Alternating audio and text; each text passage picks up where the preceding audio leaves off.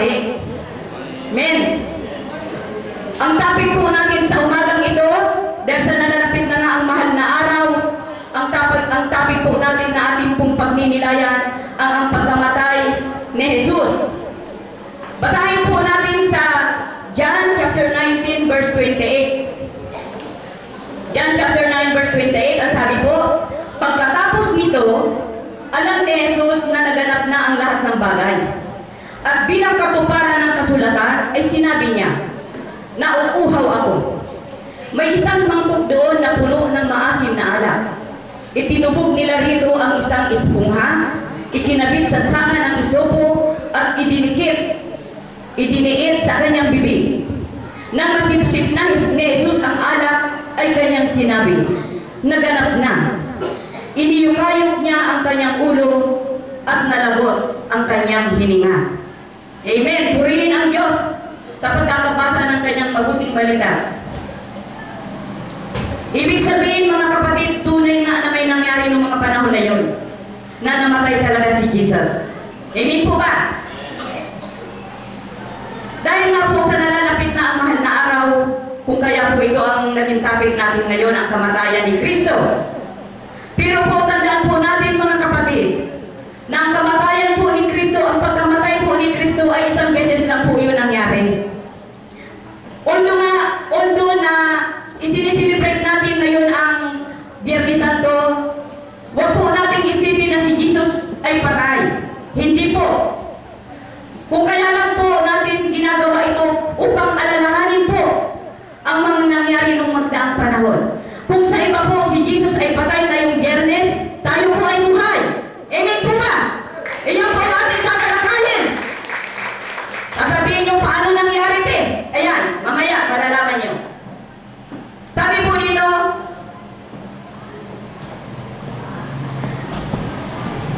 ang pagkatawang tao ni Kristo at ang kabayaran ng kasalanan. Ito po ang ipinapakita ng dalawang katuruan ito. Ang kahanga-hanga, hindi maririt at walang hanggang pag-ibig ng Diyos sa makasalanang sangkatauhan. Yun, ipinahihiwatig yung pagkamatay ni Kristo, yung kanyang pagkatawang tao. Ito po ay napakalaking nangyari sa mundong ito na dapat po natin ikaganap. Ang paghalili ni Kristo sa tao, ito ang doktrinang itinuturo ng mga apostol. Sila Pedro, San Pablo, Santiago, at Felipe, sa aklat po ng mga gawa. Ito po yung mga itinuturo nila. Walang kakiting na pag-asa ang tao kung walang paghalili. Ang pinakadakila sa mga ginawa ni Jesus dito sa lupa ay ang kanyang kamatayan sa krus. Naparito si Jesus upang mamatay para sa atin. Wala nang ibang paraan para maisakatuparan ang kanyang misyon. Kasama sa kasalanan ang parusang kamatayan. Kailangan may magbata nito. Aliman sa mismong nagkasala o isang karapat-dapat na kahalili. Ang pag-ako ni Kristo sa kaparusahan, ito ang lumutas sa suliranin ukol sa kasalanan. Ang kasalanan at dugong kabayaran dito ang buong paksa ng buong Biblia. Diba? Ang buong paksa ng buong Biblia, nakasalalay yung kamatayan ni Kristo at para sa lahat. Ang dugo bilang kabayaran sa kasalanan ay nakasulat sa Biblia mula sa Genesis hanggang sa Apokalipsis. Kung ito pong makikita natin. Kung natatandaan po natin sa Genesis chapter 3 verse 21, nung magkasala si Adan at saka si Eva, sinabi doon na ang mag-asawa ay binigyan ni Yahweh ng mga damit na yari sa balang ng hayop. Ibig sabihin mga kapatid, noon pa man, sa umpisa pa lang ng mundo sa Genesis, ibig sabihin may pinatay ng hayop para maging, sabi binigyan ng kasuutan si Adan at saka si Eva sa balat ng hayop. Ibig sabihin may pinatay. Kaya, kung makasanod sa Genesis hanggang dito sa Apokalipsis, mahalaga ang pinag-uusapan natin ang dugo. Amen po ba? Di ba tayong tao, kung wala tayong dugo, tayo ay patay. Amen ba? Kaya mahalaga ang dugo. Dadako po tayo sa doktrina ng kamatayan ni Kristo. Ito pong kamatayan ni Kristo, ito po ay Makikita po natin sa Isaiah chapter 53 verse 8, sa Daniel chapter 9 verse 26, at sa Zacarias chapter 13 verse 7. Ito po'y hinulaan. Nung paman hinulaan na. Sabi po sa Isaiah 53 verse 8, nang siya'y hulihin, hatulan at dalhin sa dakong patayan, wala mang nangahas na ipagsanggalang, wala man lang dumamay, siya ay pinatay dahil sa sala ng sangkatauhan. Yan, inihula na yan umpa. Ibig sabihin ay siya ay nahiwalay sa lupain ng mga buhay. Yan po ang hinulaan na. Sa Daniel chapter 9 verse 26, sabi po, pagkalipas ng 434 na taon, isang hinirang ng Diyos ay papatayin. Yan, hinulaan na yan. Ibig sabihin ang kamatayan ni Jesus. Sa Zacarias chapter 13 verse 7, ang sabi po, saktan mo ang pastol at ang mga tupa ay mga ngalat. Ibig sabihin, ito po ay talagang naihula na noon pa na mangyayari. Amen po ba mga kapatid? Number 2, ito po'y itinagda ng Diyos. Kaninang hinulaan, ngayon itinagda. Hallelujah! Sa Isaiah chapter 43 verse 6, ang sabi po, tayong lahat ay parang mga tupang naligaw. Nagkanya-kanya tayo ng lakad. Ngunit inibig ni Yahweh na sa kanya ipataw ang parusa, tayo ang dapat tumanggap. Ibig sabihin, ipinapasaan kay Jesus sa Panginoon natin ang mga parusa na dapat sana natin ay tanggapin. Pero siya na po ang nagdusa para sa atin. Ayan po, itinagda po yan. Isaiah 53 verse 6. Sa Isaiah 53 verse 10, ang sabi po, sinabi ni Yahweh, ang kanyang paghihirap ay kalooban ko. Inilagay niya siya sa pagdaramdam, pagkat iyong gagawin ang kanyang kaluluwa na pinakahandog dahil sa kasalanan.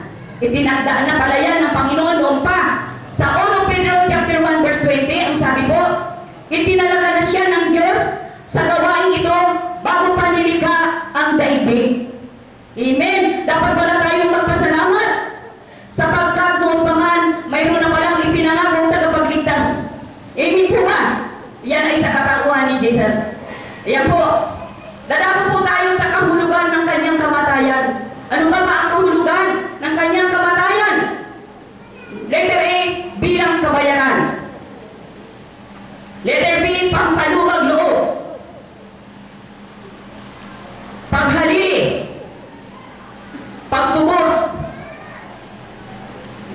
Pagkakasundo. Pantubos. Yan ang kahulugan ng kanyang kamatayan. Bakit ginawa ng Panginoon yan? Dahil po sa mga bagay na yan. Letter A, kabayaran.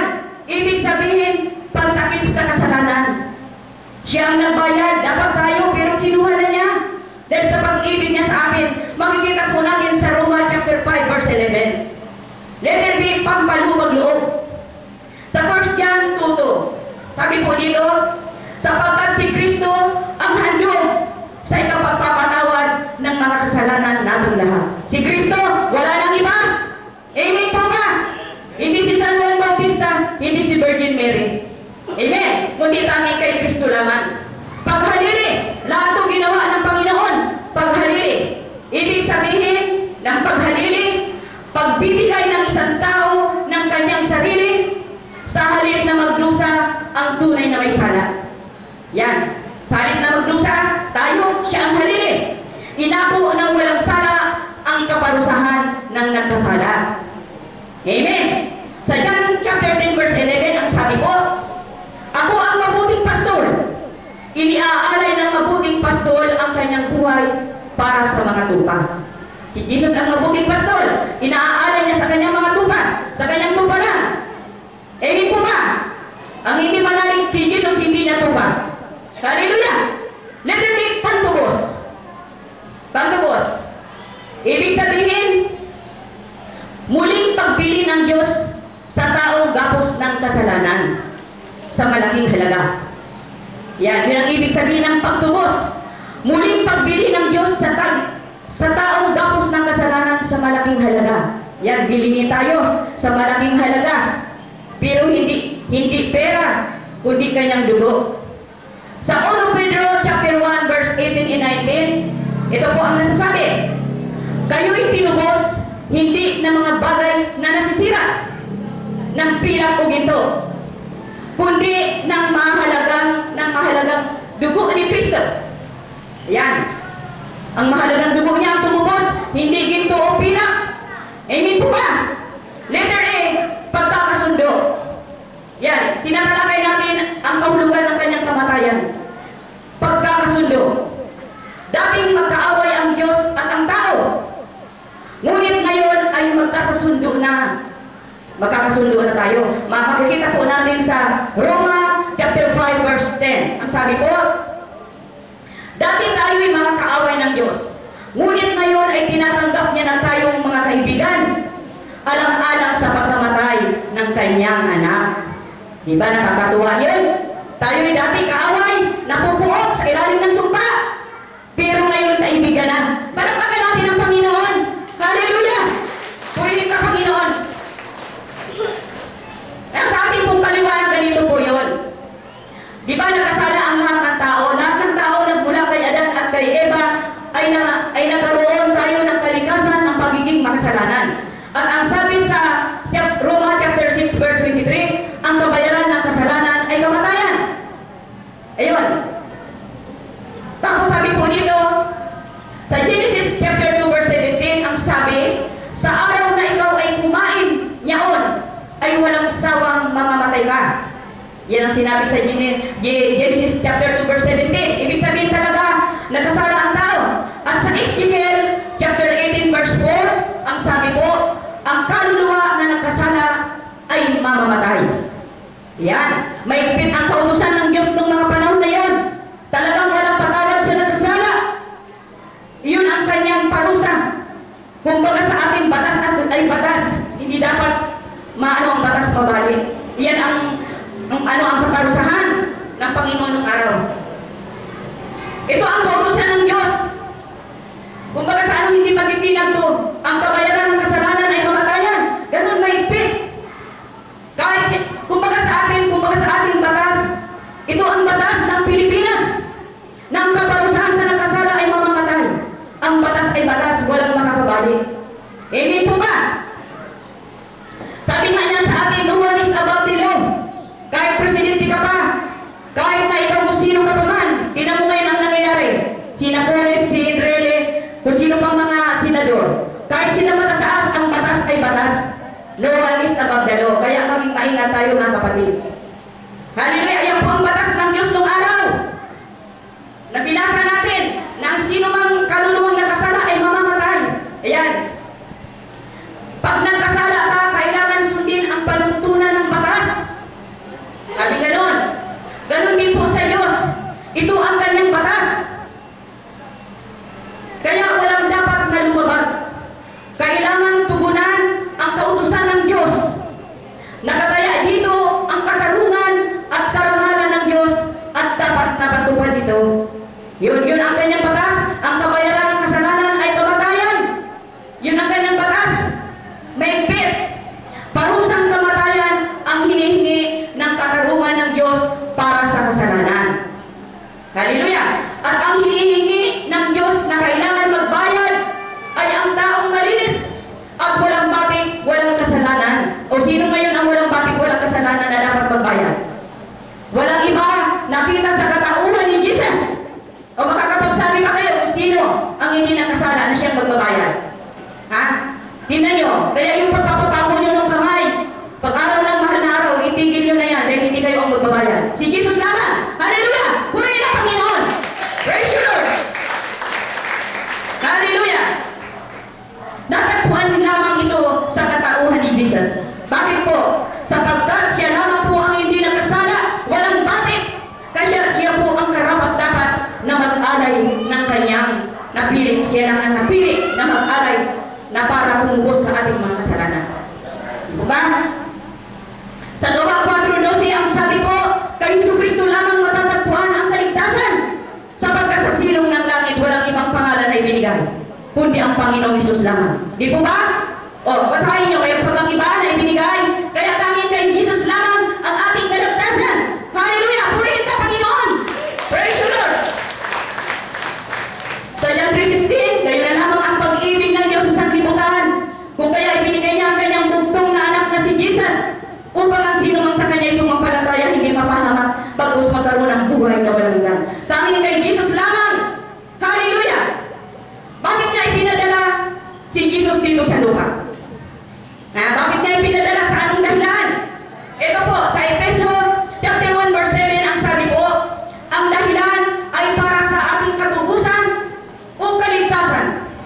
Si Jesucristo ay sinugo dito sa lupa upang iligtas tayo. Yan. Diba? Sabi tulad kanina, itinanda na talaga siya na magtutubo sa atin. Dahil alam talaga ng Panginoon na ang mga tao darating ang araw na talaga ay magkakasala. Alam niya magkakasala, pero hindi niya gustong magkasala tayo. Pero alam niyang magkakasala. Kaya itinandaan na si Jesus na siyang ibinigay na dapat tumubo sa ating kasalanan. Amen ba? Hallelujah! At sabi po sa Hebrew chapter 9 verse 22, ang lahat ng bagay ay nililinis sa pamamagitan ng dugo. At walang pagbububo ng dugo, walang kapatawaran ng kasalanan. Amen! Kaya talagang no exempted talaga. Kailangan talaga may magbubo ng dugo. Kasi kung walang pagbububo ng dugo, wala tayong kapatawaran sa ating kasalanan. Tayo'y mapupunta sa impyerno. Kaya dapat tayong magpasalamat. May naghalili, may nagtubos, may nagbayad. Amen ba? Purihin ka, Panginoon. Ang pagtubos ng Diyos ay higit na dakila kaysa kanyang paglalang. Naniniwala ba kayo? Na higit na dakila ang pagtubos niya kaysa paglalang. Bakit po? Ito. Nagsalita lang siya at ang sansinukob ay nalikha. Diba? Nagsalita lang. Ngunit kailangang mamatay ang Diyos upang ang tao'y maligtas. Biruin mo, mamatay siya. Bagamat ayaw niya, pero will be done. Sabi niya sa Ama. Kailangan ibigay niya ang kanyang sariling anak na si Jesus bilang hain para sa ating katubusan. Sa kanya mayroon tayong katubusan. Ang ating katubusan ay sa pamamagitan ng kanyang kamatayan. Amen! Purihin ka, Panginoon. Sino ba si Jesus? Ha? Sino si Jesus? Ito po. Si Jesus ay kapwa-lingkod ng Diyos at anak ng Diyos. Siya ang masunuring anak na nagbata hanggang kamatayan. Makikita po natin sa Isaiah chapter 42 verse 1. Masunuring anak na nagbata ng kamatayan. Hallelujah! Sa Marcos chapter 1 verse 11, siya ang bugtong na anak ng Diyos na inatasan at pinaghiran na maging Misaya. Ibig sabihin ng Misaya, Kristo. At ang tagapagligtas ng mundo. Yan si Jesus, tagapagligtas ng mundo. Nagtiis siya para sa atin. Tinanggap niya ang parusa na dapat sana ay para sa atin. Amen ba? Naging masunurin siya sa ating Ama. Bagamat alam niya na masakit sa kanya ang mamatay sa krus. Diba? Nung siya'y huhulihin na, siya'y nanalangin siya na halos pumatak ang kanyang luha, pumatak ang kanyang pawis na parang dugo. Ang sabi niya, alam niya, daranas siya ng hirap. Sabi niya sa Marcos chapter 4 verse 36, ang sabi niya, Ama, alisin mo sa akin ang saro ng paghihirap na ito. Nakikiusap siya. Alisin mo sa akin ang saro ng paghihirap na ito. Ngunit ang kalooban mo ang masunod, hindi ang aking kalooban. Amen. Naging masunurin hanggang sa kamatayan. Nagagamat masakit. Sino ba ang gusto mamatay dito? Bagamat masakit, biruin mo ay papako ka sa krus. Yun talaga kasi ang nakatalagang dapat na parusa sa kanya. Bagamat masakit sa kanya, your will be done, Ama, hindi ang aking kalooban. Amen pa? Naging masunurin. Hallelujah! Sa Philippians chapter 2 verse 6, ang sabi po, na bagamat siya'y Diyos. Bagamat siya'y Diyos. Kaya hindi tao. Tayo Diyos at saka tao siya. Sa iba, tao lang. Mali yun. Tayo, Diyos at tao. Sabi dito, na bagamat siya'y Diyos, hindi nagpilit na maging kapantay ng Diyos. Hinubad niya ang lahat ng katangian ng pagka-Diyos. Nagkatawang tao, naging alipin, naging masunurin hanggang kamatayan sa krus. Yan. Naghirap siya, pero sa kanyang paghihirap, nung siya'y buhay, binigyan naman siya ng kaluwalhatian. Ang sabi po, kaya naman dinakila siya ng Diyos. Yan, dahil sa kanyang pagkamasunurin, dinakila siya ng Diyos at itinampok siya ng Diyos sa pinakamataas na dako. Doon, pinakamataas na dako sa inyong pinakamataas na dako. langit. Yan. At binigyan ng pangalang higit sa lahat ng pangalan. Hallelujah! The name that is above every name. Biruin mo, pangalan na higit sa lahat ng pangalan. Nang sino mang tuhod sa lupa at sa langit ay maninikluhod sa kanya pagdating ng panahon. At sasabihin na siyang Panginoon sa ikararangal ng Diyos Ama. Hindi po ba? Kaya ang lahat ng tuhod, balang araw, ay magsasabihin na siyang Panginoon. O, paano sasabihin na siyang tao? Hallelujah! Purihin ka, Panginoon. Ako, tayo dito, wala tayong inaanong ibang sekta. Wala. Pero, sinasabi lang natin ang katotohanan. Diba? Sabi nga yan, pag alam mo ang katotohanan, magsabi ka ng katotohanan. Pag alam mo ang katotohanan, sambahin mo siya sa Espiritu at sa katotohanan. Pag alam mo ang katotohanan, lumakad ka sa katotohanan. O diba? Kailan pa natin malalaman ang katotohanan? Pag dumating na si Jesus, nakukunin niya na ang mga tao, ang iglesia niya, tayo mahuhuli tayo dito. Mahuhuli tayo. Dahil mali ang ating pananampalataya. Kaya habang maaga mga kapatid, ang Panginoon po, si Jesus po sa atin, ay Diyos na totoo at taong totoo. Amen ba? Iyan po ang ating pananampalataya. Iyan po ang stand ng Tibas Christian Fellowship. Hallelujah! Si Kristo ay tao, totoo, at Diyos na totoo. Amen ba? Di tulad ng iba na talaga kasing tao lang. Yan ang nasa Biblia. Lahat ng tuhod, pagdating ng panahon ay luluhod. Kaya kung ang aso, may tuhod yan, luluhod yan. Kung ang pusa, may tuhod yan, luluhod yan. At magsasabi ang lahat na siya ang Panginoon sa ikararangal ng Diyos Ama. Amen pa ba? Dapat malaman natin ang katotohanan, mga kapatid. Kailan pa? Hallelujah! Kung dumating na siya, never. O, purihin ka, Panginoon. Praise the Lord. Dadako po tayo sa paraan ng kanyang kamatayan. Kanina, yung kahulugan ng kanyang kamatayan. Ngayon naman, yung paraan. Sa Matthew chapter 27 verse 35, makikita po sa Mark chapter 15:24, ang sabi po, namatay siya sa pagkapako sa krus. Namatay siya sa pagkapako sa krus. Ano ang kwento dito? Ito po.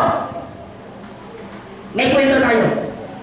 Nagdilim ang buong lupain. Nagdilim. Imagine nyo, nagdilim.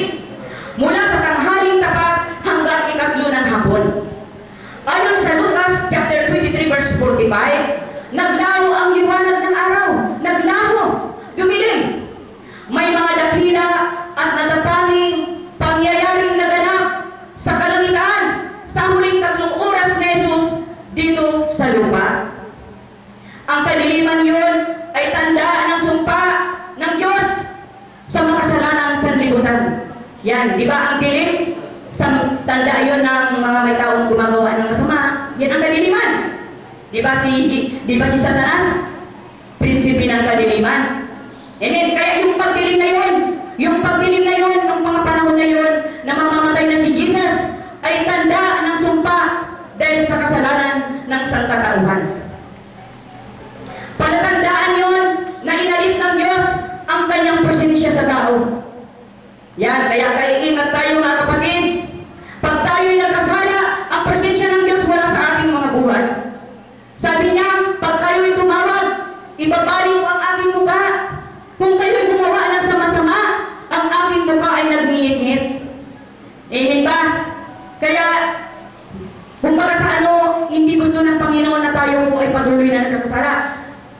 Tanda, yung pagdilim na yun ay tanda na inalis ng Diyos ang presensya niya sa mga tao. Amen ba? Sa lahat ng malagim na gawa ng tao, sa buong kasaysayan ng sangkatauhan, ang pinakamalagim ay ang pagpako sa krus kay Jesus na anak ng Diyos. Sa loob ng 3 oras na yun, naganap ang pinakamadilim at pinakamasamang pangyayari sa kasaysayan ng daigdig. Hindi ba? Pagkatapos, bago mamatay si Jesus, sinabi niya, Diyos ko, bakit mo ako pinabayaan? Diba? Ganun ang sabi niya sa mga huling salita niya nung siya'y nakapako na sa krus, Diyos ko, bakit mo ako pinabayaan? Yan ang kanyang salita. Bakit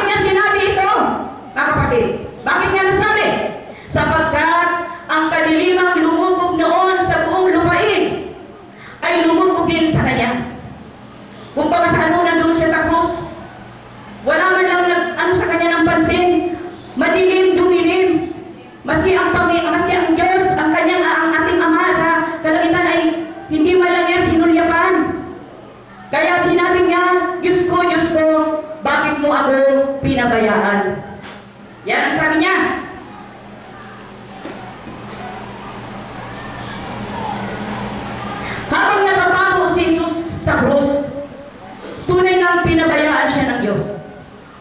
Ipinapasan kay Jesus ang ating mga kasalanan. Ibinilang siyang makasalanan. Ibinilang siyang makasalanan kahit hindi siya makasalanan. Ibinilang siyang makasalanan para sa atin. Sa 2 Corinthians 5 verse 21, makikita yan.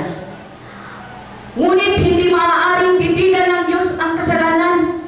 Yan, hindi maaaring titigan niya. Kailangan talaga may parusa. Hallelujah! Kaya ibinaling niya mula kay Jesus ang kanyang mukha. Hindi niya makita, hindi niya matitigan ang kasalanan. Kaya sabi ng Panginoong Jesus, Diyos ko, bakit mo ako pinabayaan? Nagsusulo siya ng mga panahon na yun, wala man lamang dumamay. Ang sabi sa Biblia, ibinaling niya ang mukha mula kay Jesus. Ibig sabihin, halimbawa, ito si Jesus. Mula dyan, kumano siya, kung saan hindi niya pinansin ang hirap ni Jesus. Hallelujah! Sa Lucas, chapter 22, verse 43, sa hardin ng Getsemani, isang anghel ang bumaba mula sa langit para palakasin si Jesus.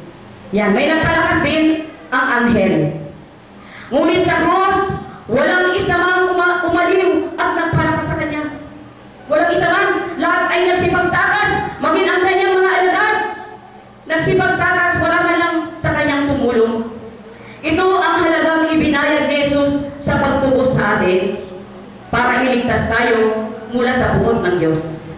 Ito ang kahulugan ng ipagkaloob ang kanyang buhay bilang pantubos sa marami. Yan, na makikita po natin sa Mark chapter 10 verse 45. Wala man lang nagpalakas ang Ama. Ibinali niya kumbaga sa kasalanan. Kasi lahat ng kasalanan natin ay kinuha lahat ni Jesus. Inako niya na lahat. Inako niya na lahat. Kaya ang kasalanan napunta na lahat kay Jesus. Kaya kumbaga ang Ama natin ayaw niyang tingnan ang kasalanan. Kaya napapaling siya. Hindi niya tinignan ang mukha ni Jesus. Kasi nandoon nga ang lahat ng kasalanan na kinuha niya. Amen! At nang malapit na siyang malabutan ng hininga, sinabi niya, naganap na. It is finished. Hallelujah! Ibig sabihin, naisagawa na niya ang layunin ng Diyos sa pagkasugo sa kanya dito sa lupa.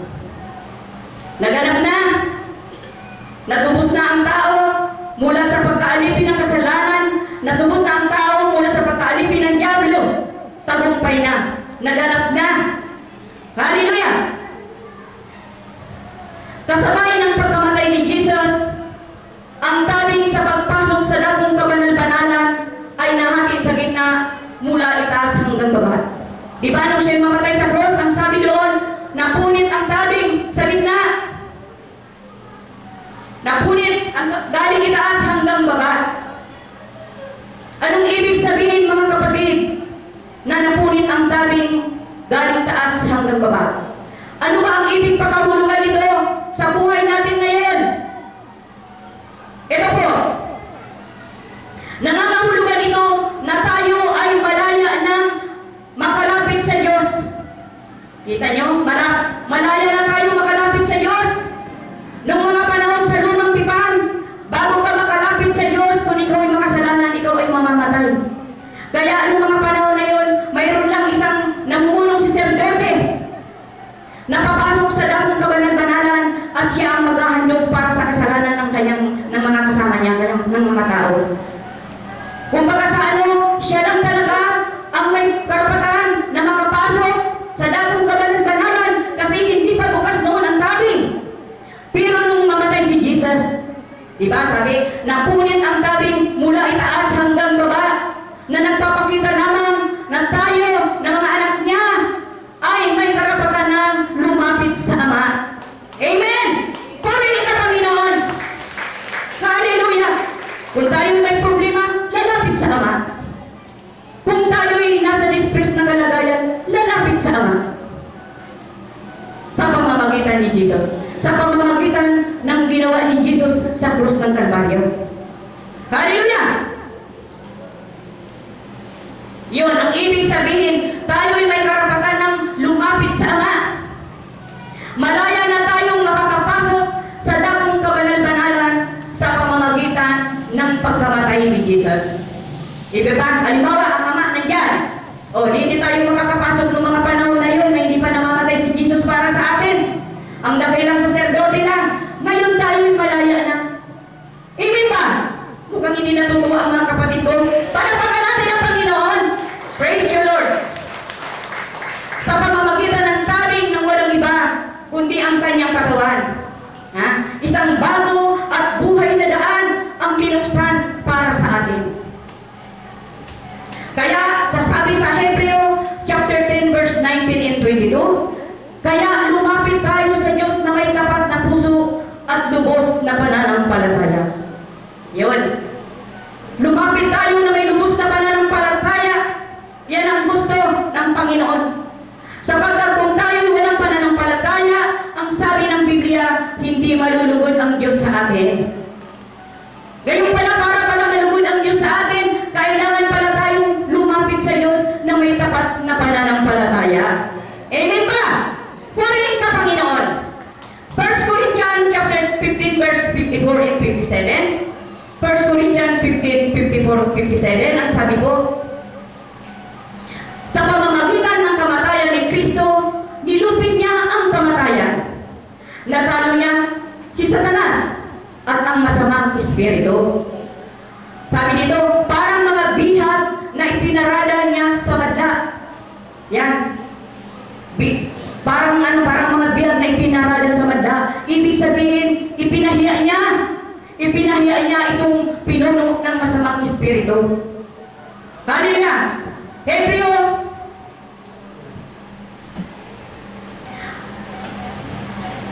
ipinahiya niya sila. Nagtagumpay si Jesus. Yan. Nung pagkamatay niya sa krus ng Kalbaryo, nagtagumpay siya. Ang akala ng Diablo, siya ang nagtagumpay. Pero hindi niya alam na sa pagkakataon na yun siya ay nabigo. Ang Panginoon ang nagtagumpay. Ipinahiya niya sila. Nagtagumpay si Jesus. Kaya tayo malaya na sa kanilang kapangyarihan. Yan. Nung mapagtagumpayan ng Panginoon ang mga gawa ng masamang espiritu, tayo naman na nakipag-isa kay Kristo ay mapagtagumpayan din natin ang mga gawa ng masamang espiritu. Amen ba? Kung baga sa sabi nga niya na inapakan na lang natin yan. Kung baga sa inaapakan na lang natin yung masamang espiritu. Wala na silang magagawa sa buhay ng mga anak ng Diyos. Amen ba? Wala nang magagawa. Nilupig na ang kamatayan. Inalis na ang kasalanan. Ang sabi nga ng Biblia, nasaan o kamatayan ang iyong kamandag? O ano ba yung kamandag? Yung kasalanan. Wala na. Wala na. Kaya itong mga masasamang espiritu ito, itong mga diablo ito, ibig sabihin, ito yung mga tao na kumukontra sa Panginoon. Ito yung ginagamit ng diablo. Wala na silang magagawa. Sabi niyan, umaali-aligid na lang sila. At sila'y naghahanap ng masisira. Pero wala na silang magagawa sapagkat sila'y wala na silang mga pangil. Gumaganon-ganon na lang sila. Maging dito sa atin, sa gawain natin. Marami nang tataas ng kilay. Pero wala silang magagawa sapagkat ito ay gawain ng Diyos. Hallelujah! Sabi nga, greater is He that is in me than he that is in the world. Mas makapangyarihan ang nasa atin. Purihin ka, Panginoon! Hallelujah! Walang magagawa ang diablo. Nilupig na ang kamatayan, ganap na ang tagumpay.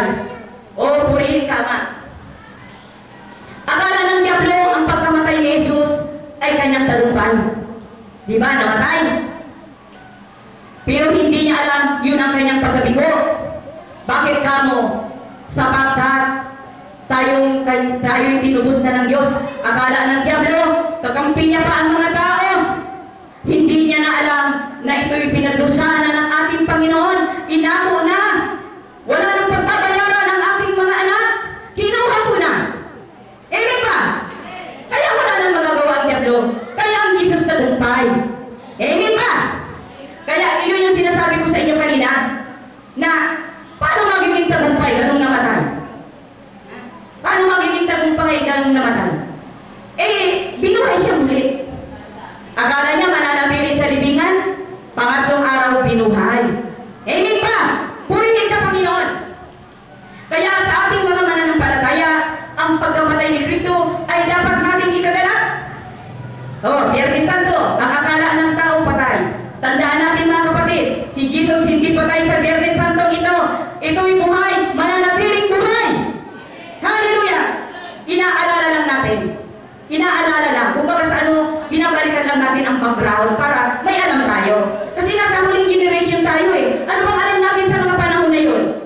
kung hindi natin talaga ngayon babasahin sa Biblia. Di ba?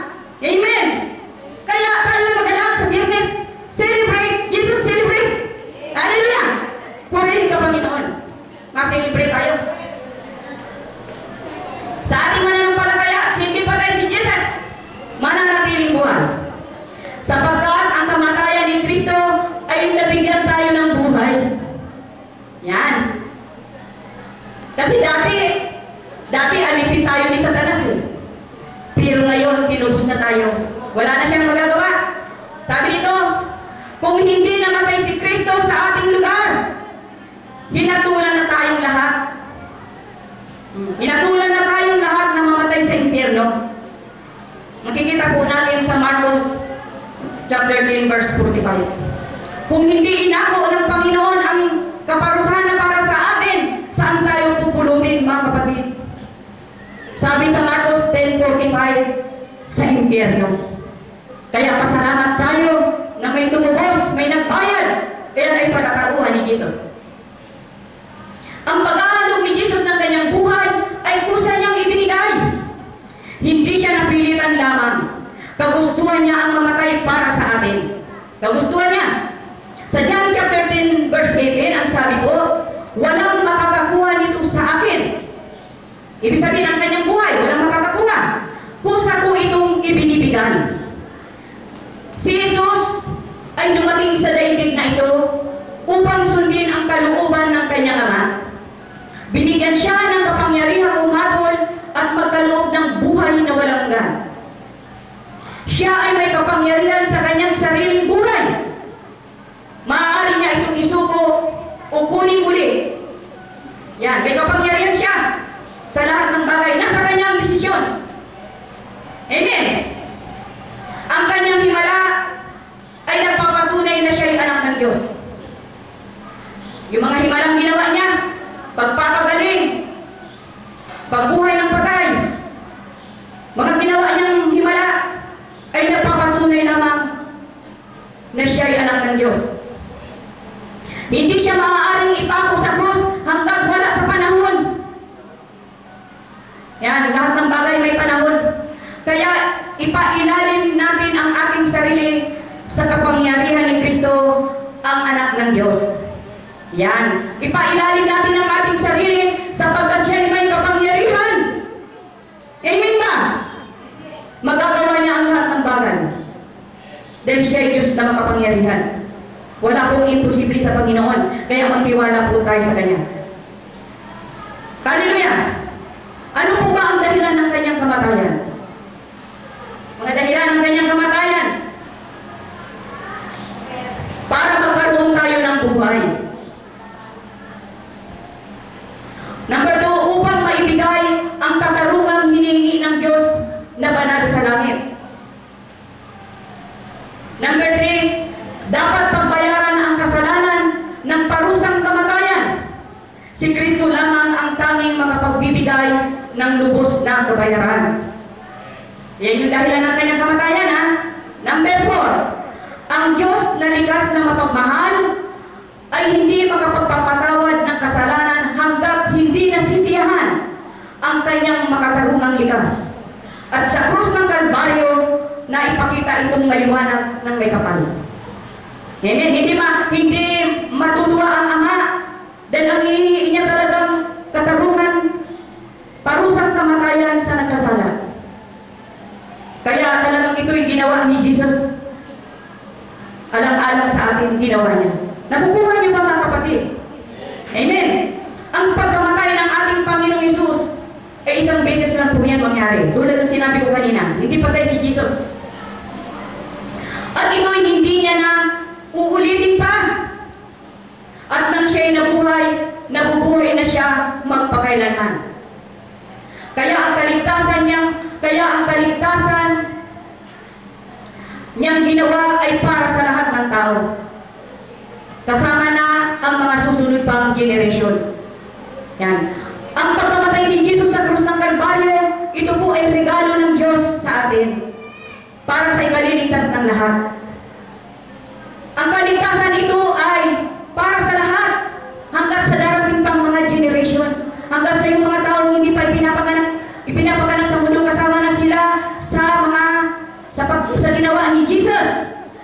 mahalaga lamang ang pananampalataya. Halimbawa, ito, regalo ko ito para sa inyo. Ngayon, kung hindi naman ninyo ito tatanggapin, hindi naman ninyo paniniwalaan, ang regalong ito ni Jesus, ng Lord, ng Ama ay hindi mapupunta sa atin. Ibig sabihin tayo po ay may pananampalataya. Ang kaligtasan ginawa niya ng minsanan lang. Minsanan lang, at siya patuloy nang nabubuhay. Ang mahalaga lamang na tayo ay manampalataya para makasama tayo sa kanyang mga tinubos. Amen ba? Kung hindi tayo manampalataya, hindi tayo kasama sa tinubos ni Jesus. At mananatili sa atin ang puot ng Diyos, mananatili tayo sa dagat-dagatang apoy pagdating ng panahon.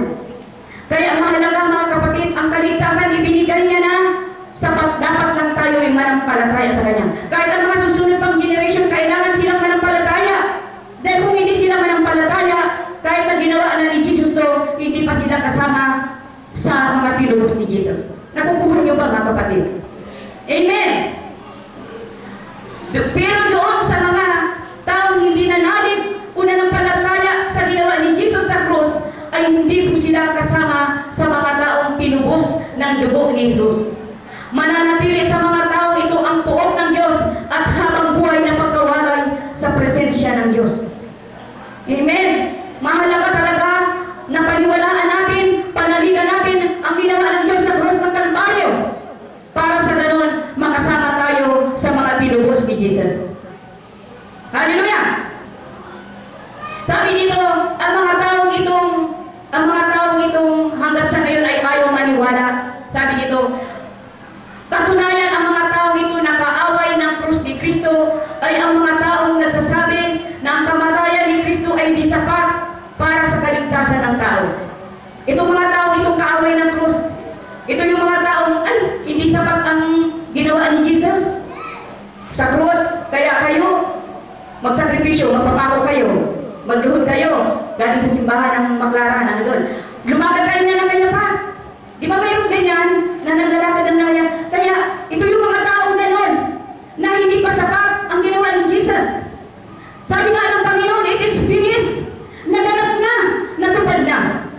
Wala na lang kayong ibang gagawin ang manampalataya at patunayan niyo sa gawa. Amen ba? Wala na yung mga seremonyang yun. Wala na, mapinig ka pa dyan. Sige, lumakad ka ng naya pa, hindi ka napinig. Hallelujah! Purihin ka, Panginoon. Apat na bagay tungkol sa mga kaaway ng krus ni Kristo.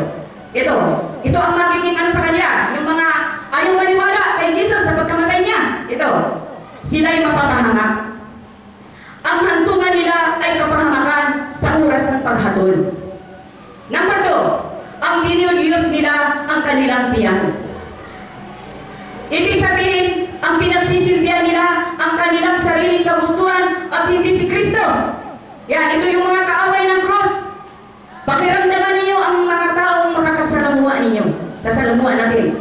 Kung ito ang mga panuntunan sa buhay, sila ay kaaway ng krus ni Kristo. Number 3, itinuturing nilang karangalan ang mga bagay na dapat sana nilang ikahiya. Ano ba yung mga dapat sana ikahiya? Yung gumagawa ng kahalayan. Yung mga katakawan. Sorry sa salitang yan na katakawan. Pero nasa Biblia yan, ang katakawan ay masama. Maraming kasi ang katakawan sa pera. Kaya sa katakawan sa pera, manlalamang ka. Hindi ba? Mga kaaway ito. Yung mga naglilingkod, nagsisir ng word of God, pero puro iginigit ang pera para sa sarili nilang biyan. Hindi ba? Ito yung mga kaaway ng krus. Number 4, ang kanilang isipan ay sa mga bagay na makamunjo. Yan, hindi sa mga bagay na espiritual. Puro pang mundo lang, hindi mo makakita na espiritual na pamumuhay. Ito yung mga kaaway ng krus ni Kristo. Amen ba? Purihin ka, Panginoon. Sa Galatia chapter 3 verse 10, ipinahayag ng Diyos ang kanyang matuwid na kautusan sa bundok na Sinai. Ngunit dahil walang makatupad ng ganap sa mga kauturoang ito, walang sinumang maipapahayag na malinis sa pamamagitan nito, yung mga kautusan noon. Sa halip, ipinakikita ng kautusan ang ating mga kasalanan at pinapalala pa ito. Kaya napailalim tayo sa sumpa nito. Kailangan ito ang mag-akay sa atin kay Kristo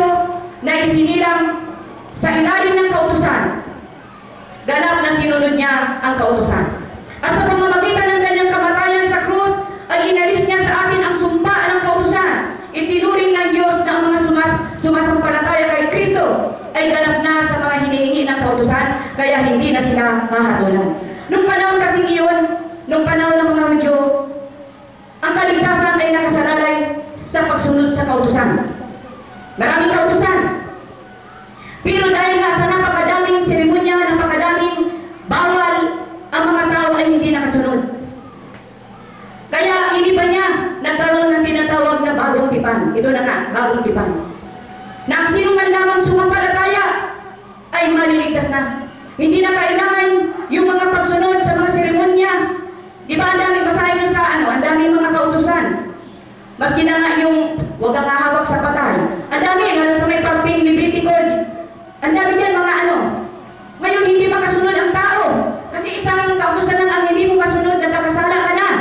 Kaya gumawa ng bagong pakikipagtipan ang Diyos. Yun na nga, itong bagong tipan. Na ang sino ang sumampalataya sa kanyang anak ay maliligtas. Kaya wala na yung mga seremonyang yun, mga kapatid. Ang kautusan moral sa matandang tipan ay nananatiling may kapangyarihan pa rin hanggang sa ngayon. Bilang gabay sa pamumuhay Kristiyano at pagpamahiwatig ng pag-ibig at pasasalamat sa Diyos. Sa pamamagitan ng kanyang Espiritu, binago ng Diyos ang ating pagkatao. Hinimok niya tayo na mamuhay na may pag-ibig na siyang katuparan ng diwa ng kautusan, ang kautusan ng pag-ibig. Dalawa ang kautusan sa lumang tipan, kautusan pang seremonya at kautusan pang moral. Ang pinawilang bisa ni Jesus ang kautusan pang seremonya. Ano yung kautusan pang seremonya? Tulad ng ginagawa natin ng mga tradisyon, mga pamahiin. Yun ang binaliwala ni Jesus. Pero yung kautusan moral ay hindi yun binaliwala. Dahil ito'y gabay sa ating pamumuhay. Ano ba yung mga kautusan moral? Yun na nga yung mga paggalang natin sa kausap natin, paggalang sa magulang, paggawa ng mabuti. Yan ang mga kautusan moral. Yun ay hindi binaliwala ni Jesus hanggang sa bagong tipan. Pero yung mga seremonya, kung ano pa yung mga seremonya yun, marami. Binaliwala na yun. Si Jesus na. Noong mga panahon na yun, nag-aano ng mga hayop para sa kasalanan nila. Pero minsan lang sa bagong tipan, ginanap na ni Jesus ang mag-alay, hindi na hayop, kundi ang kanyang buhay, ang kanyang dugo. Di ba? Kaya wala na yung mga seremonya. Purihin ka, Panginoon. Yung 30 na. Huwag ka makapalong ka.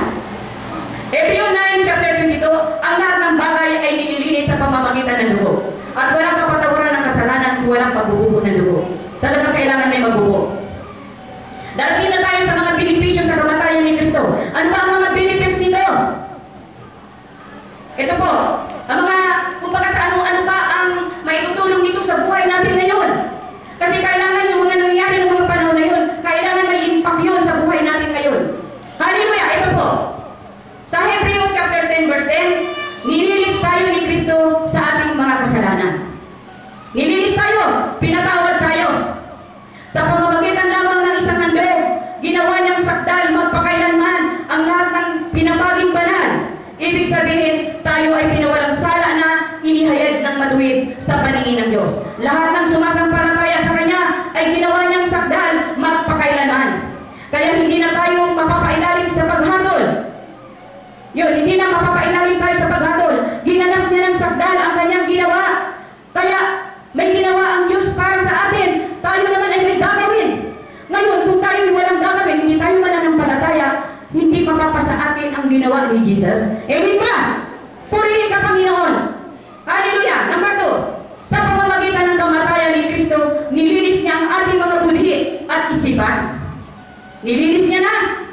Sa lumang tipan, ang dugo ng hayop ay walang kapangyarihang linisin ang budhi ng tao. Pero sa dugo ni Jesus, sa dugo ni Jesus, mayroong kapangyarihan. Nilinis niya ang budhi at isipan ng mga tao. Tayo ay nagiging matuwid na sa paningin ng Diyos dahil sa kamatayan ni Jesus. Kung sa ganang sarili lang nating mga gawa, hindi tayo magiging matuwid. Amen ba? Pero dahil sa kamatayan ni Jesus na nampalataya tayo ay itinuring ng matuwid. Makikita po natin sa Roma chapter 5, Roma 1:8. Roma 1:8. Number 3, sa pamamagitan ng kamatayan ni Kristo, malaya na tayong kanina, hindi na tayo matatakot na lumapit sa ating mapagmahal na Ama. Yan, yung tinalakay ko na kanina, yung napunit ang tabing. Yun yung simbolo na tayo ay makakapasok na sa dakong kabanan-banalan. Kung may problema ka, pumunta ka ng kwarto, iyak ka ng iyak doon sa problema mo. Iiyak mo na. Kahit tulo yan ang ano mo yan, pawis yan, o ano, iyak mo na. Makakalapit na tayo, makakatawag na tayong Abba Father. Amen ba? Purihin ka, Panginoon. Marcos chapter 15, 37-38, sabi dito, binuksan para sa atin ni Jesus ang isang bago at buhay na daan tungo sa harapan ng Diyos. Ang daang ito yung buhay dahil si Jesus mismo ay buhay. John 14:6, sinabi ni Jesus, ako ang daan, ang katotohanan at ang buhay. At walang makakaparoon sa Ama kung hindi sa pamamagitan ko. Akala natin noon ang daan papunta sa langit ay ang ating mga gawa. Ang ating mga mabubuting gawa. Maging ako man noon, yun din ang isip ko eh. Kaya ako man noon, nagpapayag man ako ng panyo doon sa Nazareno man. Totoo yan. Lahat tayo dumaan dyan. Lahat tayo dumaan dyan. Kaya nga, yun ang dahilan kung bakit sinasabi ng Panginoon na alamin niyo ang katotohanan upang kayo'y mapalaya sa mga ginagawa niyo yan. Mga seremonya ninyo yan. Hindi na yan kailangan. Hallelujah, manampalataya kayo at patunayan niyo sa gawa. Yun ang mahalaga. Number 4, sa pamamagitan ng kamatayan ni Kristo, nilupig niya ang kamatayan at kasalanan. Dinurog niya ang may hawak ng kapangyarihan ng kamatayan na walang iba kundi ang diablo. Wala nang bisa sa atin ang kamatayan. Yun, wala nang bisa ang kamatayan. Ibig sabihin, kamatayan espiritual. Tayo ay may buhay ng walang hanggan. Makikita po natin sa 1 Corinthians chapter 15 verse 34. 1 Corinthians 15, 54, 55, 56. Nilubig niya na ang kamatayan. Nasaan, o kamatayan, ang iyong kamandag? Wala nang kamandag. Wala na ang kamandag ng kamatayan na walang iba ang kasalanan.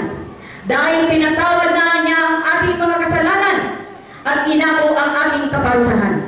Dahil napagtagumpayan ng Panginoong Hesus ang kamatayan, tayo naman na nakipag-isas sa Kanya ay mapapagtagumpayan din natin ang kasalanan at kamatayan. At magiging ganap na sa atin ang tagumpay. Magkakaroon na tayo ng buhay na walang hanggan. Amen ba? Wala na ang gawa ng diablo. Hindi makapananaig sa atin, mga anak. Di ba sabi doon, hindi kayo maano ng diablo. Amen. Sa pamamagitan ng kanyang kamatayan, nakatatanggap ng buhay na walang hanggan, katubusan o kaligtasan. Yan ang mga benepisyo. Siyempre, mo na lang kasi na. Tayo ay napalaya na sa mga lumang kautusan na ating nagisnan. Sabi dito, inako niya ang parusa na hinihingi ng kautusan. Tinanggap niya ang hatol para sa kasalanan ng tao. Kaya nang siya ipako sa krus, ang kautusan ay kasama niyang naipako sa krus. Tinanggap niya ang ating parusa, kung ganoon wala nang bisa ang kautusan sa atin. Romans chapter 8 verse 1. Wala nang bisa. Tayo ay napalaya na sa mga lumang kautusan ating nakagisnan. Tulad ng mga pamahiin, pagsasakripisyo, mga tradisyon. Wala na yun. Pinawalang bisa na ni Kristo ang mga tuntunin na yun. Wala na silang katuturan. Mga anino lamang sila ng mga bagay na darating na makikita po natin sa Colossus chapter 2 verse 17. Yan. Ibig sabihin, ang mga tuntunin yun ay anino lamang ni Kristo. Mga anino lamang yun na darating. At nang dumating ang ganap, sino ba yung dumating na ganap? Si Jesus. Nang dumating ang ganap, nabaliwala na lahat yun. Kaya sa ngayon, iisa lamang ang ating tuntunin. Iisa ang ating kautusan. At ito ay sundin lamang si Kristo. Amen ba? Kaya siya pa simple na lang. Simple na lang. Kaya bakit ba tayo pahihirapan pa ng Diyos? Simple na lang. Wala na yung mga seremonya natin. Alisin na natin, mga kapatid. O, huwag daw kayong maligo dahil Biyernes Santo. Kayo'y masama daw maligo. O, sige, huwag kayong maligo. Ang init ang panahon. Sa totoo lang noon, ako ganun din eh. Sabi ng lola, o, Biyernes Santo, huwag kang hawak ng bilog na bagay. Kayo'y mabubukulan. Amen.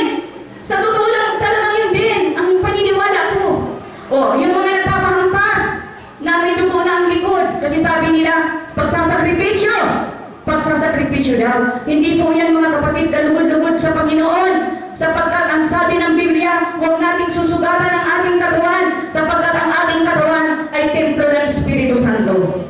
Huwag nating susugatan, huwag nating tatatuan na makikita po natin sa Leviticus chapter 28 verse 19. Huwag kayong magtatato. Kailangan malinis pala mga kapatid. Ngayon na napalaya na tayo. Kaya tayo napalaya sa mga ganun kasi napag-aaralan na natin. Amen ba? Nasa Biblia po yan mga kapatid, hindi ko po yan salita. Baka akala nyo salita ko to, kaya nga may mga verses tayong ibinibigay para paniwalaan nyo. Amen ba? Tanging ang kautusan na lamang ni Jesus ang ating susundin. Utos ni Kristo. Ano bang mga utos? Mahalin mo ang iyong kaaway. Maraming utos si Kristo. Igalang mo ang iyong magulang. Mahalin mo ang iyong kapwa. Nasa 70 yan eh. 70 utos ni Kristo. Yun na lang ang mahalaga. Nasa bagong tipan na tayo. Wala na tayo sa luma. Kaya nga nagkaroon ng bago dahil hindi mabisa ang luma. Hindi pa. Nasa bago na tayo. Ang pagsunod natin sa bagong tipan, iyon ay sapat na para sa ikaliligtas natin. Hindi ba? Hallelujah! Dati noon, akala natin para makapunta sa langit ay sumunod tayo sa mga tuntunin at iba pang mga seremonya na ipinagagawa sa atin. Yan. Yung pala, isa lamang ang daan papunta sa langit. I am the way, the truth, and the life. No one comes to the Father except through me. Walang makakapunta sa Ama kung hindi sa pamamagitan ko. Oh, bakit ka padadaan kung sino-sinong Punsyo Pilato? Tanging si Jesus lang. Purihin ka, Panginoon. Pero sa atin ngayon, na nakilala natin at nalaman natin ang katotohanan, dapat ay wala na ang mga yon. Ang mahalaga lamang ay si Kristo. Sabi doon, John 14:6, siya lamang ang daan papunta sa langit. Hindi kung sa ano-ano pang seremonya o ritual na mga tradisyon na ginagawa ng tao. Ang mahalaga lamang na tayo ay manampalataya at patunayan natin sa mga gawang may pag-ibig. Ito ang kalugod-lugod sa Diyos. At sa pamamagitan ng pagkamatay ni Kristo sa krus, ay nagkasundo ang Diyos at ang lahat ng nilikha sa langit. Yun, ipinagkasundo tayo. Yan yung mga benepisyo. Kupiyahin nyo na lang. Ipinagkasundo tayo dahil tayo dating kaaway ng Diyos. Tayo nasa ilalim ng sumpa, napupun sa atin ng Diyos. Pero tayo'y manalig. Pinaniwalaan natin si Jesus ang ginawa niya sa krus ng Kalbaryo. Tayo ipinagkasundo. Biruin mo yan, ipinagkasundo. Tayo ay hindi na itinuring na kaaway. Tayo itinuring niya ng kaibigan. Amen ba? Napakabuti ng Panginoon. Hallelujah. Ngayon nalako na po tayo sa pangwakas. Malapit na. Pangwakas, ito. Ang krus ang nagsilbing daan ng kamatayan ni Kristo. Ayon sa plano ng Diyos at isinagawa ng mga taong makasalanan. Ang mensahe ng krus na ipinangangaral sa panahon ng Pentecostes ay isang katitisuran sa mga Hudyo. Sapagkat ang inaasahan nila ay isang makapangyarihang tagapagligtas, hindi isang namatay sa malupit, masakit at kahiyang kamatayan. Isang kamatayang ibinigay sa isang isinumpa ng Diyos ayon sa matandang tipan. Ang krus ay isang kahangalan sa mga hintil, sapagkat ang mga ipinapago sa krus ay ang pinakamasamang kriminal. Sa panahon noon, ang pagkamatay ni Jesus sa krus ng Kalbaryo ay itinuring nilang kahangalan. Sapagkat ang inaasahan nila na darating na tagapagligtas ay isang makapangyarihang tao na nakasakay sa kabayo, na may mga gwardiya, palibot, mga sundalo. Yun ang kanilang inaasahan. Kaya anong malaman nila ng tagapagligtas pala ay isang taong namatay sa krus? Naging katitisuran sa kanila ang krus. Doon yan sa mga taong hindi naniniwala sa ginawa ni Jesus. Pero sa atin, hallelujah! Ito po. Ngunit sa mga may pananampalataya, sa atin, sino ba dito may pananampalataya? Sa atin ito. Ngunit sa mga may pananampalataya, ang pagkamatay sa krus ni Kristo ay isang kapangyarihan. Bakit? Bakit nasabi kapangyarihan? Sapagkat sa pangyayaring ito, dinala niya sa atin ang kaligtasan. Pinalaya tayo mula sa sumpa ng Diyos. Pinatawad ang ating mga kasalanan. Ibinalik niya tayo sa Diyos. At binigyan tayo ng buhay na walang hanggan. Amen ba? Sa kanilang katitisuran, kaya sila natisod sa isang bato na walang iba si Jesus. Pero sa atin, ito yung kapangyarihan natin sapagkat tayo'y pinalaya niya sa sumpa, tayo'y tinuring niyang kaibigan, tayo'y makakalapit na sa Kanya. Kaya sa atin, ang pagkamatay ni Jesus ay kapangyarihan. Amen ba? Purihin ka, Panginoon. Malapit na. Ngayon, ito naman. In return sa Diyos. Dahil ginawa niya ang mga bagay na ito sa atin. Napakadami ng bagay ang ginawa niya. Ano naman yun ang dapat nating gawin sa Kanya? Amen. Ito po. Sa mga kabutihan niyang ito, ano bang natin dapat i-return? Kailangan mamuhay tayo ng isang bagong buhay. Patayin na natin ang ating makasalanang vida ng laman. Tularan natin si Kristo at sundin ang mga utos ni Kristo. Sundin ang kalooban ng Ama at lumakad sa liwanag ni Kristo. At patuloy natin siyang paglingkuran. Yon. Sa ganitong paraan lang tayo makakabayad ng ating utang sa Diyos. Amen ba? May utang tayo sa Diyos. Utang natin sa Kanya ang kating buhay. May ginawa sa atin ng Diyos. Kaya in return, ito yung mga dapat nating gawin na tayo ay isang bagong nilalang. Hallelujah! Na makita sa atin ang ilaw at tayo maglingkod sa Diyos para naman marami naman ang mga tao makalapit sa Diyos sa pamamagitan ng iglesia ng Diyos. Hallelujah! Ito po ang mensahe ng Panginoon sa umagang ito. Purihin ka, Panginoon. Sa ganitong paraan lang tayo makakabayad ng ating utang sa Diyos. At sa ganitong mga bagay lamang tayo makapagbibigay karangalan at kaluwalhatian sa Diyos. Amen. Purihin ka, Panginoon. Napakaganda ng mensahe ng Diyos sa umagang ito, mga kapatid. Sana po ito ay may